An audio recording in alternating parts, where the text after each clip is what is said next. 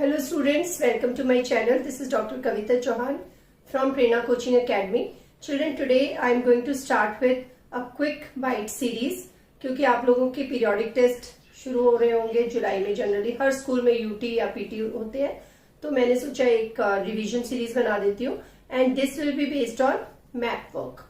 तो आज मैं आपके साथ एक मैप डिस्कस करूंगी। This is from first chapter from the book contemporary world politics cold war era. So in this map I am going to explain to you the members of NATO Warsaw Pact. So let us start with today's class. But before that, if you are new to my channel, then do subscribe to my channel. I have also uploaded videos related to explanation of all chapters of political science and English. सबके links मैंने description box में share किए हैं.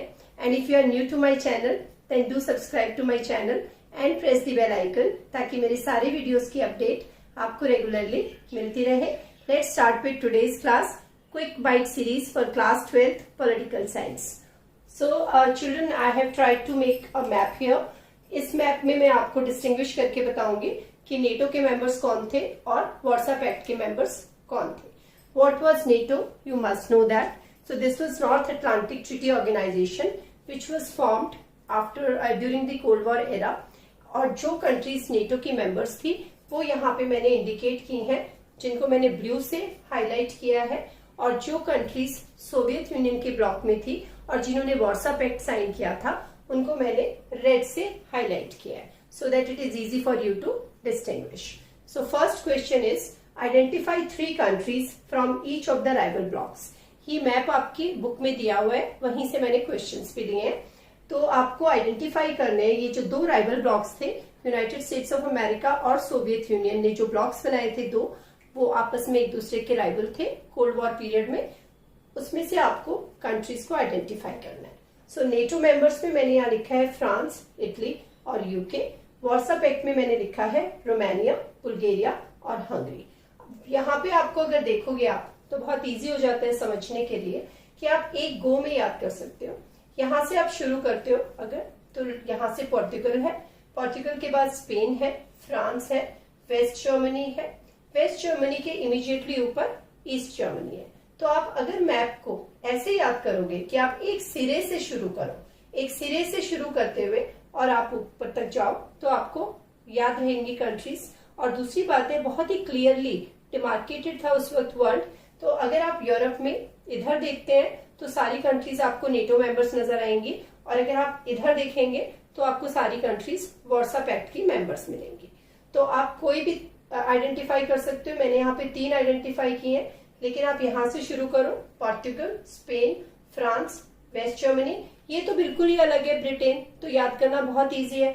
अगर आपको identify करना आता है एग्जाम में तो दिमाग में अभी से बिठा लो कि ब्रिटेन जो है या यूके जो है वो साइड में है।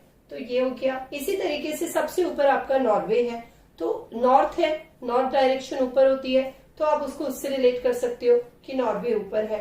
ब्रिटेन बाहर है, नॉर्वे ऊपर है, पोर्टुगल बिल्कुल नीचे है। सो 3 कंट्रीज तो आपको ऐसे ही याद हो गई।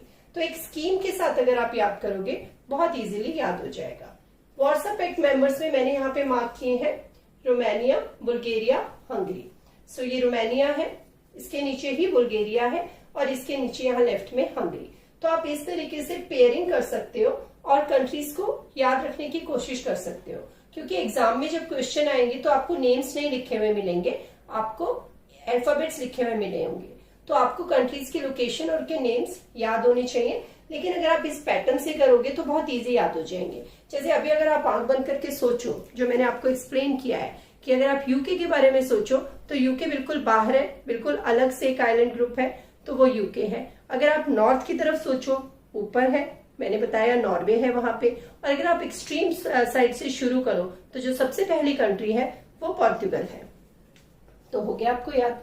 अब यहाँ पे भी इसी तरीके से आप कर सकते हो कि ये जो पोर्शन है इसमें हंगरी, रोमानिया, बुल्गारिया, 3 का सेट बनाया आपने, Hungary, Romania, Bulgaria, and it becomes easy. Identify 4 countries that were part of Warsaw Pact and now belong to European union.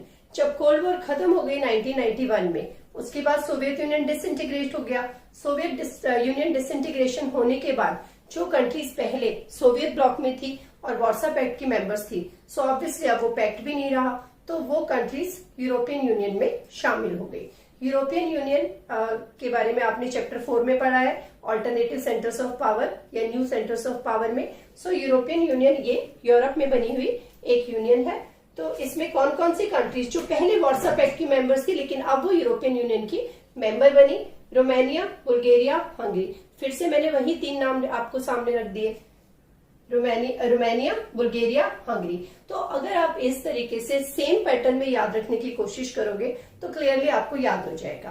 पहला वार्सा पैक्ट की कौन सी कंट्रीज थी जो मैंने यहाँ 3 आपको बताई, रोमानिया, बुल्गारिया और हंगरी। और फिर मैंने कहा कि वार्सा पैक्ट खत्म होने के बाद, सोवियत यूनियन डिसइंटीग्रेट होने के बाद कौन सी कंट्रीज यूरोपियन यूनियन में मिली। फिर से मैंने वही 3 कंट्रीज पहले बता दी, रोमानिया, बुल्गारिया, हंगरी। तो ऐसे करके आपको रिलेट करके दिमाग में फिट करना होगा। Next, identify the other communist nation which was not part of Warsaw Pact. So other than Soviet Union का जो ये ब्लॉक था कम्युनिस्ट कंट्रीज का, जो आइडियोलॉजी कम्युनिस्ट की फॉलो करते थे, उनके अलावा और जो एक कम्युनिस्ट कंट्री की हम बात करते हैं उसको आइडेंटिफाई करो। उसको मैंने ग्रीन कलर से यहाँ पे मार्क किया है, दिस वाज यूगोस्लाविया।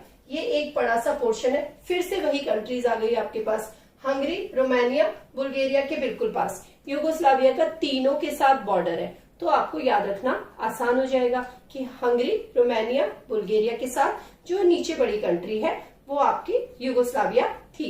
ये जो मैप है ये मैप है कोल्ड वॉर एरा के टाइम का। अब इसमें बहुत सारे चेंजेस हो चुके हैं क्योंकि यूएसएसआर के डिसइंटीग्रेशन के बाद बहुत सारी जो इंडिपेंडेंट स्टेट्स थी जो यूएसएसआर को फॉर्म करती थी वो इंडिपेंडेंट कंट्रीज बन गई थी। तो वो चेंज यहाँ पे आया और इसी तरीके से ईस्ट जर्मनी और वेस्ट जर्मनी की यूनिफिकेशन भी हुई। Okay, identify 4 founding members of NATO. अब ये भी एक क्वेश्चन आ जाता है क्योंकि जब नेटो को फॉर्म किया गया था उस वक्त नेटो में 12 मेंबर कंट्रीज थी, लेकिन उसके बाद जैसे मैंने बोला ग्रेजुअली और कंट्रीज भी नेटो की मेंबर्स बनी एंड स्पेशली सोवियत यूनियन के डिसइंटीग्रेशन के बाद तो और नई कंट्रीज थी जो नेटो की मेंबर्स बनी। लेकिन फाउंडिंग मेंबर्स कौन थे उनमें से अगर आपको आइडेंटिफाई करना आएगा, फिर से आप वही देख सकते हो, France, Italy, UK, Portugal.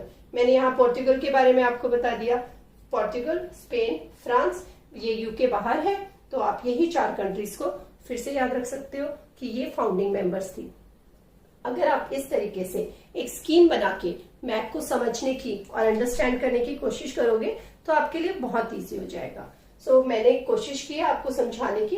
I hope you have understood this and I hope you have enjoyed the class. Stay tuned for next video, quick bite series. Thank you.